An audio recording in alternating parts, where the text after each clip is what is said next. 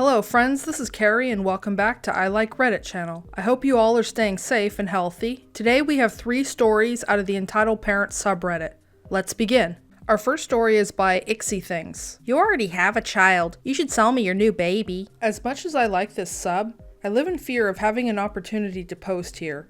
Yet here I am. With the realization I have a family that I could talk about here. Warning, English is not my first language. This is the most manipulative and ugly, literally ugly, classist, racist person I've ever met. And I've worked in customer service and do politics in a totalitarian government. So it's safe to assume that I've already seen the worst of the worst. She's married to my uncle. Let's call her Mary. Mary has pulled a lot of entitled stunts over the course of her life.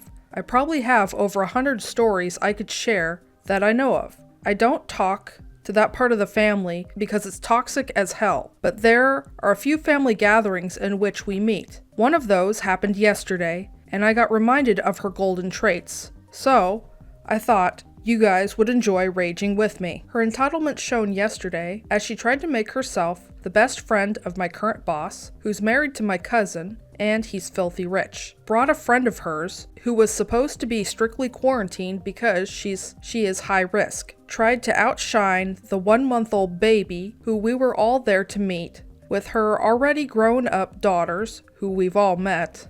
Tried to become the host of the party in a house that wasn't hers, going so far as to search and serve food from the refrigerator that wasn't designated to the party servings to top it all off. We were also there to pray for my cousin's mother who had died last week. I don't participate in Christian stuff, but she was my favorite aunt and she was like a second mother to me. So the moment of appreciation was very important to me. To my cousin, to my other aunt, and Mary's husband, his sister. Turns out Mary decided that since we were there to remember the dead ones, it would be a nice thing to not only take the role of the main person leading the prayer, but also to include a picture, a big one, of her mother that she pulled out of her purse and put it in front of my aunt's picture, covering it almost completely, and start with a speech of how she missed her mother, who died 10 years ago, and literally say, "Rest in peace," about my aunt. But I'm not here today to tell you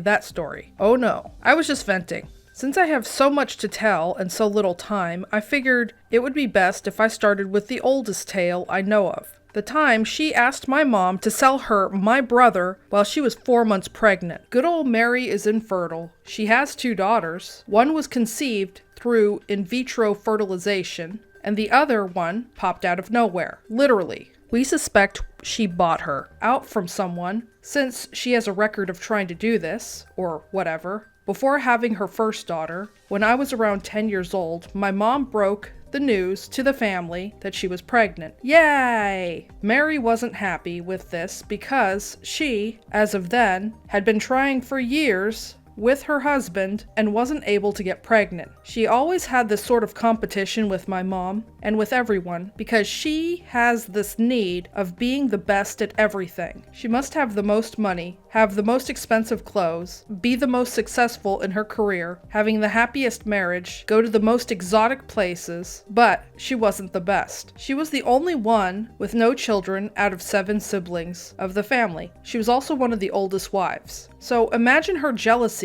when the youngest one, directly below her husband, was going to have a second child while she and her husband were still child-free. The horror, her status. So she took my mother aside one day and told her, "You know, it isn't fair that you get pregnant before us. It wasn't fair for you to have OP before your brother, since he's older than you, but whatever. It couldn't be helped if OP was a broken condom or something. But you know, we've been trying for years now, and we're just exhausted. And we're not comfortable with trying those artificial methods, nor having a baby without our blood. So since you're family, and we know you're not in a financial position to take care of another baby right now, what would you say if I offered to pay for everything pregnancy related, and after the baby is born, I would pay you amount for keeping it as your brother's and my baby? Of course, my mother said no. She told me roughly how the proposition went years later, but only because I was one of the few that found out why she was so pushy about buying my brother, because this wasn't just a one-time thing. No, she tried constantly to convince my parents to sell my brother through the next 5 months, and even for some months after my brother was born. You see, my father is the son of immigrants, and he has European blood and is very handsome. Mary has a need of proving to everyone that she has royal blood, and aesthetics are everything to her. Hence the need to show herself as the best of the best in every possible aspect of her life. She will not hesitate to do anything to achieve her goals of being the perfect woman with the perfect life.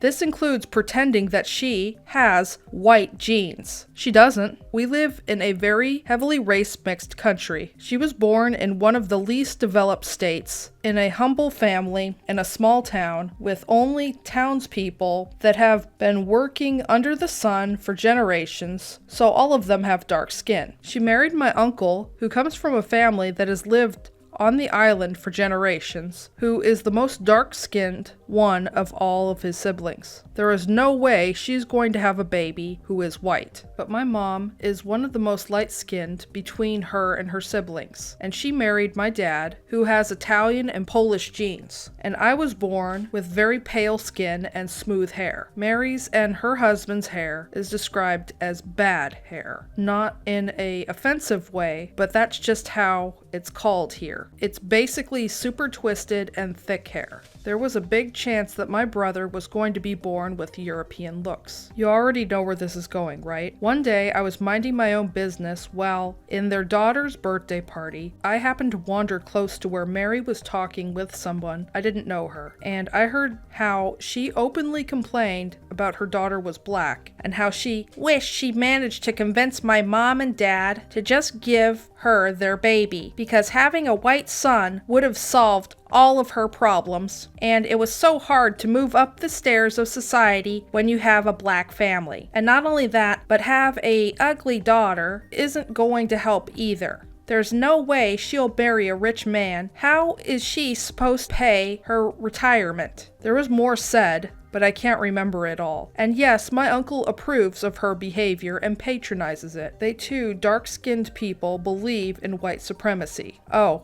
by the way, I forgot to mention that her daughter that just popped up out of nowhere one day is white and looks nothing like Mary nor her husband. Okay, there's a lot to unpack here. One, the racism thing kind of makes me feel a bit uncomfortable. Mainly that because skin color doesn't say anything about someone's character. It says nothing about that. And what's important is the content of their character, and apparently Mary has no content to her character because apparently she thinks that it's all about skin color. So no, never mind to the fact that her daughters still could move up in the world. I have no idea which country this takes place in, but still, I mean, that's a horrible thing to say about your kids, about how your kid's never going to get anywhere because of the color of their skin. That's awful. And I feel sorry for that kid for having such a crappy mom. But the other side of it is the other kid too that just popped up out of nowhere. I mean, someone who is this psychotic about having a child look a specific way, there's nothing they wouldn't do. You know, she could have paid somebody to take their child, or she could have just taken somebody's child. And I find that terrifying. The other thing is, again, I don't know what country this took place in, but if you don't go through the proper channels when you adopt a child, there could be a lot of problems on the legal end of, you know, just paying somebody for a child like it's a dog or a cat and stuff. I mean, I know in my country, one of the things that you have to be worried about, especially with adoption agencies, is going through reputable adoption agencies, is child trafficking. It's horrible to think about. I find the whole white supremacy thing problematic. I find the whole idea of child theft problematic. I find the fact that she was pushy about paying the OP's mother for her baby problematic. I just find the whole thing I keep using problematic, worrying, concerning, I guess you could say. But what do you guys think? Please leave your comment in the comment section down below. Moving on to our next story. If you've been watching until here and are enjoying my content, please put some heart emojis in the comment section down below.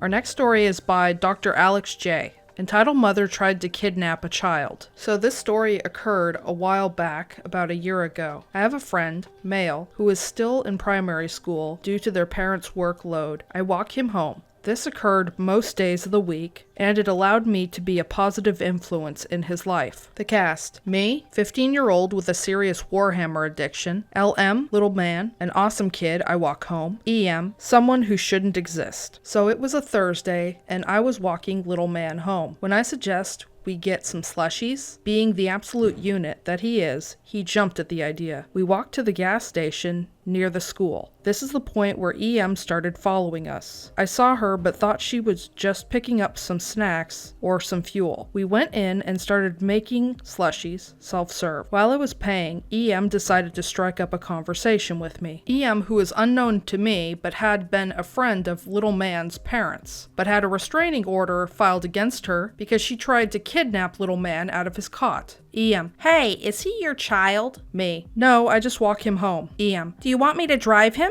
Me: Obvious red flag and alarms going off. No, I don't know you, and I have a responsibility to take care of him. EM: I've known him since he was a baby. Me: Still no, I cannot allow that. Please leave us alone. We quickly left the shop after that. Me to little man: Do you know her? Little man: No. Me: Okay, but she's the kind of person you stay away from. Little man: I know. When we neared little man's house, I noticed a car tailing us. EM parked next to us and demanded that little man get in her car. EM: Get in. Little man: No. Me: Please step away from us and leave us alone. Get in. Me: Leave before I call the police. EM punches me. Stay out of this, you stoop. Now I have a massive build, a lot of strength, but people often think that I'm slightly overweight. Me: Hits back hard and positions myself between her and little man. EM: How dare you assault a woman? I will have you in jail. Little man, who now grabbed my phone and had been filming: No, you will go to jail. Around this time, the police had shown up. One of the neighbors had noticed and called. They arrived when EM lunged at little man with the intent of murder. They immediately arrested her, and little man's mother was called. Charges were pressed, and she was jailed for 6 years and sued the hell out of. Too long didn't read. EM tried to kidnap a child and gets into a fight with me before the police show up and the EM gets arrested. The EM in the story